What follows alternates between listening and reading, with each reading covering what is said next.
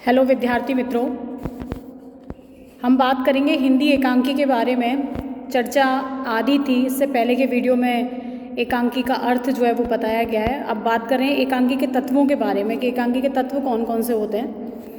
तो सबसे जो पहला तत्व है एकांकी का, उसको कथा वस्तु के नाम से जाना जाता है। कथा वस्तु का तात्पर्य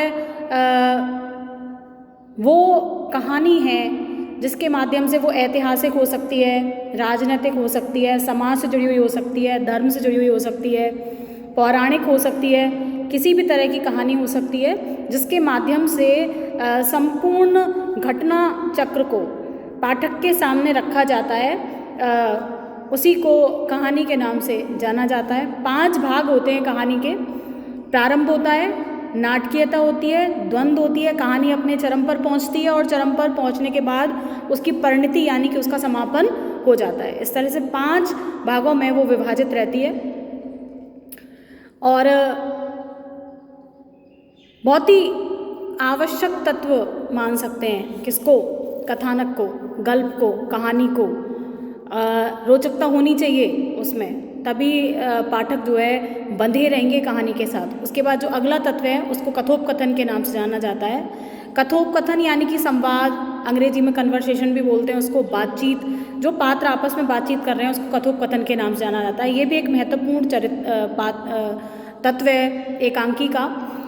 एकांकी कार जो है चरित्रों के उद्घाटन के लिए कथोपकथन का सहारा लेता है। उसी के माध्यम से कथा वस्तु का प्रसार भी होता है और सारी एकांकी की सफलता भी किसके ऊपर निर्भर करती है, कथोपकथन के ऊपर निर्भर करती है। कसावट होनी चाहिए उनमें और पात्रों के अनुकूल होना चाहिए, जो घटनाक्रम है उसके अनुकूल होना चाहिए और साथ में उनके आपस के जो अंतः संघर्ष हैं पात्रों के, उनको अभिव्यक्त करने वाला कथानक होना, कथोपकथन होने चाहिए और साथ में गति प्रदान करने वाले होने चाहिए। किसको, एकांकी की कथा को गति प्रदान करने वाले होने चाहिए। इस तरह से स्वाभाविकता और जीवंतता जो है उनमें होनी चाहिए। इस तरह के कथोपकथन होने चाहिए। अगला जो तत्व है उसको पात्र और चरित्र चित्रण के नाम से जाना जाता है। आप जानते हैं एकांकी की जो कथा है वो छोटी होती है, सीमित होती है, इसलिए पात्रों की संख्या भी कैसी होगी, सीमित होगी। बहुत ज़्यादा पात्र उसमें नहीं होते हैं, लेकिन पात्र ही हैं जो एकांकी का जो कथानक है उसको मूर्त रूप देने का काम करते हैं। इस तरह के पात्रों की सृष्टि कथाकार या एकांकीकार या नाटककार जो है उसको करनी पड़ती है। तो एकांकीकार इस तरह के पात्रों को चुनता है अपनी एकांकी के लिए। सामान्य जीवन से जुड़े हुए हों, स्वाभाविक लगें, उनमें सहजता हो, बहुत जल्दी पाठक उसके साथ जुड़ जाए, इस तरह के पात्र होने चाहिए। और एक मुख्य पात्र होता है जिसको नायक कहा जाता है। कुछ खलनायक भी हो सकते हैं, कुछ सहायक पात्र भी हो सकते हैं उसमें। और जो नायक होता है उसका चरित्र सर्वश्रेष्ठ और दूसरों का मार्गदर्शन करने वाला होना चाहिए। तो ये तीसरा तत्व है। चौथे तत्व की बात करें तो भाषा और शैली, ये चौथा तत्व है उसका। आप जानते हैं भाषा भावों की अभिव्यक्ति करती है, उसकी संवाहिका होती है, संप्रेषण करने का काम करती है। एक व्यक्ति के विचार दूसरे के पास तक पहुंचने के लिए भाषा के माध्यम की आवश्यकता पड़ती है।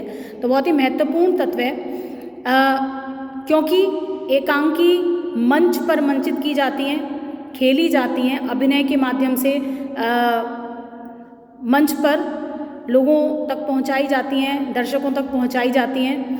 ऐसे में जो भाषा है वो बोधगम्य होनी चाहिए, सरल होनी चाहिए, सहज होनी चाहिए, पात्रों, परिवेश और वातावरण के अनुकूल होनी चाहिए। नाटकीयता उसमें होनी चाहिए, नाटकीय शैली का प्रयोग जो है किया जाना चाहिए।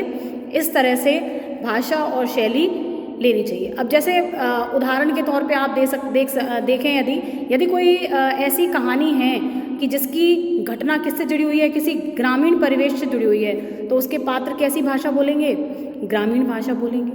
किसी अंचल से जुड़ी हुई है तो वहाँ की भाषा बोलेंगे। अगर पात्र शहरी हैं, सभ्य समाज से जुड़े हुए हैं, पढ़े लिखे हैं, तो उस तरह की भाषा का प्रयोग करेंगे। तो ये उसके बाद अगला जो तत्व है उसको उद्देश्य के नाम से जानते हैं। हर रचना का चाहे वो एकांकी हो या और रचनाएं हो, सबका अपना एक उद्देश्य होता है। बिना उद्देश्य के संसार में कोई भी काम नहीं होता। ऐसे ही कोई ना कोई उद्देश्य लेकर एकांकीकार पाठकों और दर्शकों के सामने अपनी एकांकी को रखता है, तो उसके लिए एक उद्देश्य होना प्रत्येक एकांकी के लिए आवश्यक है। उस उद्देश्य को वो चरित्रों के और संवादों के माध्यम से कथा के विकास के साथ अंत तक ले जाता है, और उसको प्राप्त करना ही कथा का लक्ष्य होता है, उसको वो प्राप्त करता है। कई बार सांकेतिकता के माध्यम से, कई बार संवादों के माध्यम से, कई बार अंतर्विरोधों के माध्यम से, कई बार व्यंग्यात्मक पद्धति के माध्यम से वो अपनी जो बात है उसको दर्शकों तक पहुंचा देता है। और उद्देश्य कैसा होना चाहिए? दीर्घजीवी, जिसका प्रभाव लंबे समय तक रहे पढ़ने वाले पर, ऐसा उद्देश्य होना चाहिए। उसके बाद अगली बात करते हैं संकलन त्रय। ये भी एक बहुत आवश्यक तत्व है एकांकी के लिए और नाटकों के लिए, ऐसी हर विधा के लिए जो मंच पर मंचित की जाती हो उसके लिए। तो कौन कौन से तत्व हैं? संकलन त्रय में 3 चीज़ें जुड़ी होती हैं, एक तो कार्य, एक काल और एक स्थान। इन तीनों की एकता को ही संकलन त्रय कहते हैं। तीनों कार्य होता है, कौन से समय पर हो रहा है, किस स्थान पर हो रहा है, इन तीनों का जुड़ाव वही संकलन त्रय कहलाता है। हर जो विषय है, जो घटना है, उसमें एक के करने के लिए संकलन त्रय की आवश्यकता पड़ती है, संकलन त्रय की आवश्यकता पड़ती है। अगला जो तत्व है उसको अभिनेता के नाम से जानते हैं। अभिनेता का मतलब कोई भी जो रचना, जो एकांकी है, वो ऐसी रचना है जो मंच पर खेली जा सके।